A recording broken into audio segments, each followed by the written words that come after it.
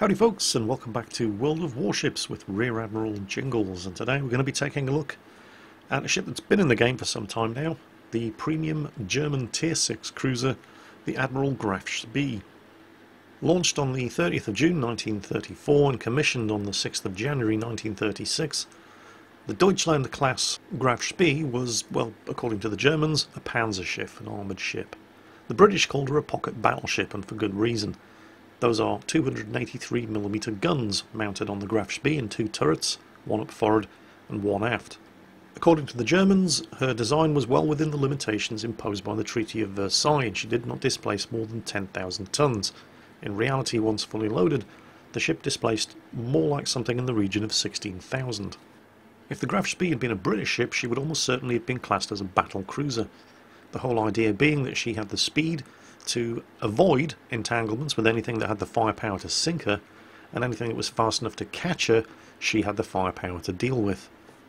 She was armed with 6 283mm or 11-inch rifled guns, mounted in two turrets, one up forward and one aft. She had a top speed of 28.5 knots, but in order to reach this top speed, certain sacrifices had to be made in the armour department. She was definitely not, despite what the British would have you believe, a pocket battleship. She was in fact a very heavily armed cruiser, and she had cruiser armour. This relative lack of armour, however, was not really much of a problem, because the ship's designed role during World War II was that of a commerce raider. In fact, Captain Langsdorff of the Graf Spee was even under specific orders to avoid contact with enemy warships wherever possible. Captain Langsdorff took his orders very seriously. On the 11th of September 1939, while transferring fuel and supplies from the auxiliary tanker Altmark, one of Graf Spee's float planes spotted the British County-class heavy cruiser HMS Cumberland. Langsdorff wasted no time in getting the Graf Spee underway and ordered the Altmark to disengage as well. County-class heavy cruisers had a top speed of 31.5 knots, significantly faster than the 28.5 knot top speed of the Deutschland-class heavy cruiser. However, the Graf Spee was the first German warship to be fitted with radar, and was successfully able to avoid detection by the Cumberland and escape into the South Atlantic. Shortly afterwards, on the 26th of September, Langsdorff received the orders he'd been waiting for. Attacks on Allied merchant shipping had been authorised. Over the course of the next 3 months, the Graf Spee ran amok in the South Atlantic, sinking thousands and thousands of tons of Allied merchant shipping, while continually evading detection and confrontation with Allied warships. Langsdorff, however, was not a bloodthirsty man. He took great pains to ensure that the crews of the ships that he was sinking made it into lifeboats before the orders were given to sink their ships, and would often send distress signals on their behalf to ensure that they be rescued. 8 separate Allied task forces were detailed to the area of the South Atlantic where the Graf Spee was operating in an effort to find and sink this German commerce raider. And it was Force G, under Commodore Harwood, that would be the ones to make contact with this German raider. Now, Force G sounds like an impressive title, but actually consisted only of the two cruisers, the Cumberland and the Exeter, although they were reinforced by 2 light cruisers, the Ajax and the Achilles. However, Harwood split his force, and he sent the Cumberland to patrol the waters around the Falklands, which left the Exeter, Ajax and Achilles patrolling the area of the River Plate estuary off the coast of Montevideo in Uruguay. And it was here, on the morning of the 13th of December 1939, where contact was finally made with this elusive German raider. At 05:52 on the morning of the 13th of December, Graf Spee identified the British York-class heavy cruiser HMS Exeter. Captain Langsdorff decided to not break contact, ordered his ship to battle stations and turned to engage the British ships. Shortly afterwards, the Exeter spotted the Graf Spee. Commodore Harwood ordered his ships to split up, in order to split the fire from the Graf Spee's 11-inch guns. Graf Spee targeted the Exeter with her main 11-inch gun batteries, and the Ajax with her secondary gun batteries. In the space of about 30 minutes, Exeter had been hit 3 times, destroying a bridge, knocking out her aircraft catapult, starting major fires, and knocking out 2 of her 3 gun turrets, leaving only 1 turret with 2 8-inch guns left to return fire at the Graf Spee. Harwood ordered the Ajax and the Achilles in closer to try to divert the fire away from the badly wounded Exeter. Langsdorff, thinking that the 2 light cruisers were closing in to make torpedo attacks, laid a smokescreen and turned away. The Exeter then rejoined the fight, firing from her rear gun turret, but was hit again and began to take on water, and was once again forced to turn away. At 07:25, the Ajax was hit, knocking out her two aft turrets, and at this point both sides broke off contact. The Graf Spee retreated into the estuary of the River Plate, while the badly battered British force remained at the mouth of the estuary to ensure that she couldn't slip out undetected. Graf Spee had been hit over 70 times during the course of the battle, although while most of the damage was superficial, some of it was significant. Her oil purification plant, which was used to prepare diesel fuel for the engines, was completely destroyed. All of her galleys aside from the Admiral's galley had been knocked out. Water was leaking into her flour store, which meant the ship couldn't make bread. And a desalinization plant had also been knocked out, which meant the ship was unable to make fresh water. As well as this, the ship had also taken a hit to the bows, which had wrecked her forecastle and would have made her dangerously unseaworthy in bad weather. Now, December in the southern hemisphere is the middle of summer, and that's not really such an issue. But December in the northern hemisphere is the middle of winter, and if you're crossing the North Atlantic in the middle of winter in an unseaworthy ship, you better pray you don't run into a winter storm, because you're probably going to run into a winter storm. But why would the Graf Spee need to cross the North Atlantic in the middle of winter? Well, the ship was dangerously low on ammunition for its main battery guns. So a return to Germany was probably going to be necessary. Taking into account the superficial damage, which was going to make it very, very difficult to feed and water the crew for a lengthy journey, Langsdorff considered it necessary to return to port to effect some repairs. Since the Graf Spee was bottled up in the River Plate estuary by the British cruisers, the only available port was Montevideo in Uruguay. The problem here, of course, was that Uruguay was a neutral country, but it was sympathetic to the British. Under the terms of neutrality conventions, there was no way the Uruguayans were going to allow the Graf Spee to stay in Montevideo for any longer than the 72 hours that they were entitled, and this just wasn't long enough to effect the repairs that he needed. Moreover, Langsdorff knew that since Uruguay was sympathetic to the British government, once the 72 hours were up, his ship would be unturned, and British intelligence officers would be allowed to inspect the ship. He was determined that this was not going to happen. Langsdorff received orders from Berlin that gave him two choices. He was either to attempt a breakout from Montevideo and head for Buenos Aires in Argentina, where the ship would also be interned, but neutrality would be respected and British intelligence officers would not be allowed to inspect the ship, or he was to scuttle the ship in the River Plate estuary. A breakout was entirely feasible. The Graf Spee was still more than a match for the Ajax, the Achilles and the Exeter. The aircraft carrier HMS Ark Royal and the battlecruiser HMS Renown had been diverted to the area to assist, but they were still over 2,500 nautical miles away, and the British were all too aware of this. The Germans, however, were not, because British naval intelligence had been hard at work sending fake signal traffic on frequencies that the Germans were known to monitor to simulate the build-up of a massive naval force at the mouth of the River Plate estuary, and Langsdorff fell for it. On the 18th of December 1939, the ship, with only Captain Langsdorff and a skeleton crew of 40 men on board, moved the ship into the outer roadstead of Montevideo harbour, set the scuttling charges, were taken off by a tug, and a huge crowd watched as the ship exploded, sank into shallow water, and continued to burn for the next 2 days. On the 20th of December, in a hotel room in Buenos Aires, Argentina, Captain Langsdorff shot himself in full dress uniform. The Graf Spee's crew were interned in Argentina for the remainder of the war. And that is the story of the Battle of the River Plate in 1939 and the Panzerschiff Graf Spee. What's it like in World of Warships? It's a bit of a mixed bag, really. It's definitely not bad, but it has limitations. You see, the thing is, the Graf Spee is a cruiser with battleship guns. It's basically a battle cruiser. I have to admit, I was very surprised when I saw the Graf Spee appearing in World of Warships as a cruiser rather than as a battleship. I mean, it's a battle cruiser, but I always assumed that if we ever did see battle cruisers in the game, they would be in the battleship line because they've got battleship guns. Well, clearly that's not the case. Oh well, it's not often I'm right, but it looks like I'm wrong again. That's going to make things very interesting for the Royal Navy, because the Royal Navy were the only navy that really operated battlecruisers in any kind of numbers. The Americans dallied with the idea, but they only ever had 2 classes of battlecruiser. The Germans obviously made a few. The Deutschland class were very definitely battle cruisers. And yet we already have the British cruisers, and they're very definitely not battle cruisers. They definitely do not have battleship armament. So where's HMS Renown going to go? Where's HMS Hood going to go when they do eventually make it into the game? And they'd better make it into the game, otherwise I'll be very upset indeed. Are we going to see another cruiser line in the Royal Navy, or are they going to smuggle them into the battleship line somewhere? I guess we're just going to have to wait and see. But for now, back to the Graf Spee. The Graf Spee's biggest strength is also its biggest weakness. It's these guns. It's only got 6 of them. They're very powerful, 283mm guns. They have a kind of a slow reload for a cruiser. It's a 20-second reload on these guns, but it's only got 6 of them. And if you want to fire all 6 of them at a target, you have to expose an awful lot of the side of your ship to whoever's shooting back at you. And you're a cruiser. To put the armour of this thing into perspective, it has up to 100mm of side citadel armour.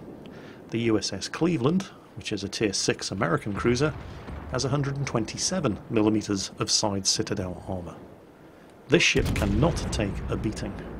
This is Devastator, by the way, playing the Graf Spee for us today, and he's enjoying some very, very fortunate matchmaking in this particular battle, because the vast majority of both teams consist of cruisers. There's only 2 destroyers on each side, the enemy team only has 1 battleship, and each team also enjoys 2 aircraft carriers. And cruisers are the target of choice for the guns of this ship. Because if you can hit a cruiser with the guns on this ship, especially if you land a hit amidships, you're likely to score a citadel. And that's going to do a lot of damage to a cruiser. Not so much against a battleship, and good luck hitting a destroyer with the guns on this ship, although miracles do happen.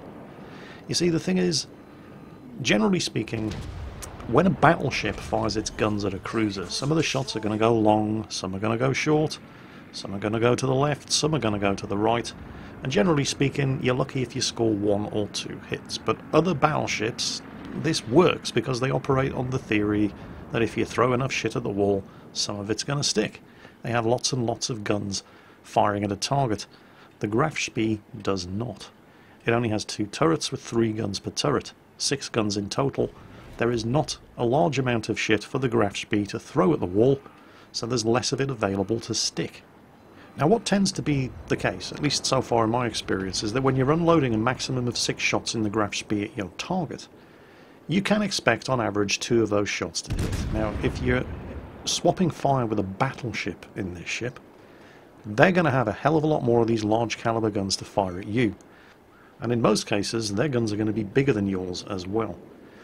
And if you're hitting them with 2 shots per salvo every 20 seconds, even assuming they're only hitting you with 2 shots per salvo every 30 seconds, their guns are bigger than yours, they've got the armour and the health to absorb the kind of damage that you can put out, and you very definitely don't have the armour and the health to absorb the kind of damage that another battleship is going to be returning in your direction. So you should definitely avoid getting into pissing matches with battleships in the Graf Spee wherever possible. Even under the best possible circumstances, you're only ever going to have a maximum of 6 guns pointing at an enemy target at any one time. And while that rear turret does have a fairly good firing arc, in order to get that rear turret to bear on a target, you do have to expose an uncomfortably large portion of the side of your ship to return fire. And this is just a cruiser, and cruisers don't like getting citadeled. Alright, avoid battleships. What about destroyers? Well, while it's certainly true that most destroyers would do well to stay the hell away from mid-tier cruisers, if at all possible, they don't really have a lot to be afraid of where the Graf Spee is concerned. Again, we'll look at the Cleveland as an example. The Cleveland has 12 152mm guns with a 10-second reload. So it's got twice as many guns that fire twice as quickly. Now, they don't do anywhere near the same amount of damage if they hit, and they certainly don't have the same kind of armor-piercing potential. But that's still a huge volume of fire, something that destroyer captains are very, very wary of if they get to within medium range of a ship like the Cleveland, whereas they don't really have an awful lot to be afraid of when it comes to the Graf Spee, because it's only got 6 guns, they each take 20 seconds to reload, they're mounted in slow-turning turrets, and they're battleship accurate, or not very accurate at all. So the Graf Spee should stay away from destroyers wherever possible as well, which is kind of unusual for a cruiser, alright? What about other cruisers? Ah, right, yes. This is where the Graf Spee really comes into its own. You don't have to score many hits on an enemy cruiser with a 283mm gun to do a large amount of damage. And that's just as well because you won't be scoring many hits on an enemy cruiser with these 283mm guns. On average, 1 or 2 of the shots that you fire at anything other than point blank range are likely to hit. But these are 283mm guns. And cruisers don't like getting hit by battleship caliber guns. And that's why cruisers are very definitely the target of choice for this ship. However, that does not mean that enemy cruisers are not capable of biting back, because you are also just a cruiser, even if you have battleship caliber guns. And an enemy cruiser of comparable tier is going to have a lot more guns than you do. Well, except for the Auber, which only has 6 203mm guns. But it's a lot faster than you are. And it can dictate the range of the engagement, all other things being equal, by keeping you at the kind of range that they find comfortable. And if you find yourself sailing into a big group of enemy cruisers, as Devastator is doing right now, things can go very, very wrong very, very quickly when they all decide to start shooting at you, because you're also just a cruiser. Devastator's in a particularly tricky situation here. He's got 4 enemy cruisers shooting at him, although the Bedioni is firing at extreme range and is unlikely to score hits. So he's going for the one that he can kill first, and he's taken out the Shaw's Tier 7 Soviet cruiser. That still leaves 3 ships shooting at him. Now the Perth over there is dropping smoke, so he's going to disappear very, very soon. He's fired a salvo at the Perth, hoping to sink him before he disappears into his smoke screen. It's going to be very, very difficult for him to disengage from this fight, because the Graf Spee's top speed is only 28.5 knots, and all of those enemy ships are faster than he is. If they choose to keep him at optimal firing range, there is very little that he can do about it. Now, he's lost sight of the Perth, but the Königsberg is spotting for the Perth, so while the Perth is hidden inside the smokescreen, he's still pouring fire in Devastator's direction. Now, Devastator is supported here. Oh, he's just taken the Königsberg out. Little kill steal there, because he was supported by the carriers on his team, who've launched airstrikes, and I think they hit the Königsberg with at least 1 torpedo and left him on very, very low health. It's entirely possible that Devastator would have citadeled and sunk him anyway, but, well, the question's moot. The Königsberg is down, there's just the Bedioni over there, and the Perth still hidden in that smokescreen. The Perth, of course, still firing at him, because when you fire with the guns on the Graf Spee, your surface detection range blooms to roughly the size of the state of Nebraska. So that Bedioni has got him lit up good and proper, although now the Bedioni is down, the Perth can no longer see what he's shooting at, and he's going to have to make his way out of that smokescreen, and that is in fact what he does. The Perth is now in serious trouble.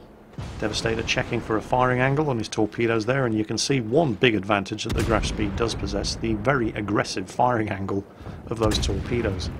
He goes for the midship shot with the main caliber guns at the Perth, scores a couple of penetrating hits, a couple of over penetrations, not nearly enough damage done, gets the torpedoes away, and now there's an enemy Graf Spee joined the party. He really needs to sink that Perth quickly. The Perth, of course, has launched his own torpedoes, but he's seen them coming. He's running the hydroacoustic search.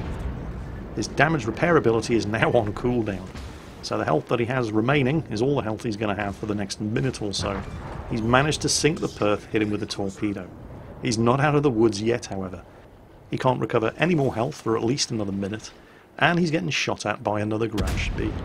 Now, notice that there were some dive bombers circling the Perth just before the Perth got sunk, and it looks like one of the carriers on Devastator's team was attempting to dive bomb the Perth. The Perth got taken out, and yep, enemy Graf Spee's anti-aircraft guns are opening up. Those dive bombers are definitely heading... Yep, there we go, there's the dive bomber strike. Didn't appear to do any damage, but I'm pretty sure at this stage Devastator will gladly take all the help that he can get. He scores a good hit there with his 283mm gun. Still not enough to put that other Graf Spee out. This guy's now swinging the back end of his ship around. That can only be to get his rear turrets firing. But Devastator's steaming full speed into the cover of the island there, and he manages to score even more hits on the enemy Graf Spee, and the island got in the way of the return fire from that enemy Graf Spee's rear turrets. So he's managed to get in there without taking any more damage. He now has the advantage over the enemy ship, and he's going to be able to start recovering some health again any second now. So, he's regaining health, although with the relative amount of health on both of these ships, a Citadel, and even the 283mm guns on this thing, are going to be hard pressed to miss at these kind of ranges. A Citadel or a torpedo is going to be enough to sink both of them, and Devastator's been lit up by radar. Devastator, however, is using the hydroacoustic search consumable. He's got that running. If there are torpedoes coming around the side of that island, he wants to know about them. Interesting point to note here, Devastator's been joined by another friendly cruiser who's pouring fire into the bows of the enemy Graf Spee over there and having almost no effect. 19mm of bow armour, that's the same as a tier 5 battleship, good enough to repulse the firepower head-on of most other cruisers. Not quite good enough to deal with the firepower of a 283mm gun, however. In certain situations, the Graf Spee is quite tanky, certainly for a cruiser. It's that 19mm of bow armour. Cruisers with anything up to 203mm guns are going to really struggle to do any kind of damage to this ship if you've got the front pointing towards them. Of course, if you've got the front pointing towards them, you can only fire back at them with 3 guns, but each of those guns does have the potential of doing 8,400 damage per hit, and if that enemy cruiser is dumb enough to sit broadside onto you, you are going to slap the shit out of his Citadel, and he is going to be sorry. The guns of this ship are definitely the defining characteristic, and to a lesser degree also the speed of the ship, or the lack of it, for a cruiser. And that's going to define how you should really be playing this ship. The damage per minute output, the DPM of the guns, is pretty bad. And if you find yourself in a shooting match with another ship, where you're just exchanging salvos against each other, that's probably not playing this ship to its strengths. Ideally, what you want to be doing in the Graf Spee is just unloading massive alpha strikes into your targets. Now, in order to do that consistently, you need to get this ship a lot closer to the enemy than you're probably going to be comfortable with. And this is why I hesitate to recommend the Graf Spee to everybody. A lot of people find it very difficult to make this ship work. And there's a good reason for that, because at the end of the day, it's a cruiser that just happens to have some seriously big guns. And they are seriously big guns, by the way, and not just for a cruiser. These 283mm guns are exactly the same caliber as the guns that you get on the Scharnhorst, which is a battleship a tier higher, at tier 7, and yet these guns do more damage. 8,400 alpha damage compared to the 7,600 alpha damage of the same caliber guns on the Scharnhorst, a tier 7 battleship. This ship is all about the alpha strike. The problems that people have with the Graf Spee arise when they unload that alpha strike into something like a Cleveland, for example. They don't sink it, and then the Cleveland returns fire with 24 152mm shells before you can reload these guns and have another go. With that volume of fire coming in your direction, this thing can take an awful lot of damage. So mastering the art of the Predator Alpha Strike ambush in this ship is what separates the average players from the very, very good ones. And that's hard to do. On average, I have found while playing the Graf Spee, as Devastator is seeing in this game, I get around about 75,000 damage done. And that's with a number of kills under my belt, but I never really seem to do a huge amount of damage in this ship.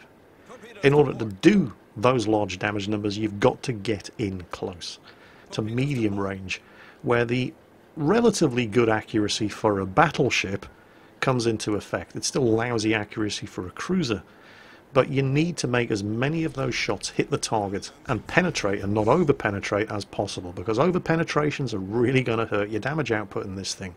You can't afford to when you're only firing 6 shots at the target at once. And in order to make those limited shots count, you really do have to get an awful lot closer than most people are comfortable getting to an enemy when you're in a cruiser.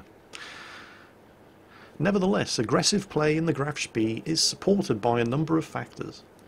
For one, we've already mentioned, you do have that 19mm of bow armour, which means that if you are closing to guaranteed kill range against an enemy cruiser, then he's going to have a hard time penetrating you from the front, even if you do only have 3 guns that can safely fire back at him. Also, oh, just a second, the game kind of had a bit of a hiccup here. There we go, it's just caught up. He did successfully manage to avoid all of the torpedoes fired by the Mitsuki in that smoke screen. And speaking of which, this is exactly the sort of thing I'm talking about. The ship does have hydroacoustic search consumable, although you have to choose between that and the defensive fire anti-aircraft consumable. And that hydroacoustic search consumable is going to warn you of any torpedoes launched in any destroyers that might be lurking inside smoke screens. Also, a lot of other players are used to being safe from German cruiser torpedoes when they're further than 6 kilometers away. Not so in the Graf Spee. As well as the aggressive forward firing angle of the torpedoes, they also have an 8-kilometer range. And last but certainly not least, the Graf Spee does have a very impressive secondary battery armament for a cruiser, although it is still quite weak for a battleship. And so a secondary build in the Graf Spee is not completely out of the question, particularly when it comes to dealing with those pesky destroyers. So the options are there to reward the player who elects to play this ship in a slightly more aggressive fashion than people are comfortable with in cruisers. And that is why I hesitate to recommend the Graf Spee to the casual player, because doing well, extremely well in this ship, definitely requires a little bit more aggression, controlled aggression, than most people really know how to handle. Nevertheless, if you think you've got what it takes, this is going to be a fun ship to play.